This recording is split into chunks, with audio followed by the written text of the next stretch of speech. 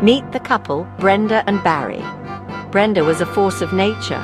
She had a voice that could curdle milk and a stare that could melt steel. Barry, her husband, was the opposite. He was a quiet and gentle soul.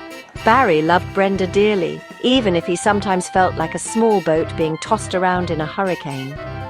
They were an odd pair, but they made it work. Most of the time, anyway. Brenda liked things done a certain way. Her way involved a lot of pointing and even more instructions. Barry, bless his heart, just went with the flow. He figured it was easier to agree than to argue. He knew when he had a good thing, even if it came in a loud, bossy package. A typical morning in the Brown household started with Brenda barking orders. "Barry, the curtains!" she'd bellow from the kitchen. Barry, halfway through his toast, would jump up to open them, only to be met with, "Not like that. Do you want to blind the neighbours?" Breakfast was no better.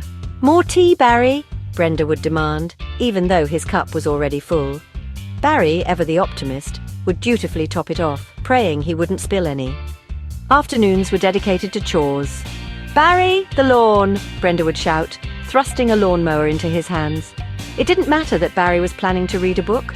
Brenda's word was law, and so Barry would mow the lawn, rake the leaves, and paint the fence, all with Brenda's watchful eye following his every move. One Saturday, they ventured to the supermarket. "Stick close, Barry," Brenda commanded, pushing a shopping cart like a chariot into battle. "And don't even think about touching those discount sausages." Barry, trailing behind like a lost puppy, could only nod. However, on this particular day, fate, disguised as a wobbly shopping cart wheel, intervened. As Brenda reached for a box of her favourite biscuits, the cart veered sharply, throwing her off balance. Down she went, landing with a thump in a pyramid of toilet paper. Barry, momentarily forgetting his place, burst into laughter. It was the first time he'd ever laughed at one of Brenda's mishaps. Brenda, covered in toilet paper and indignation, was not amused. "Well, don't just stand there laughing," she shrieked.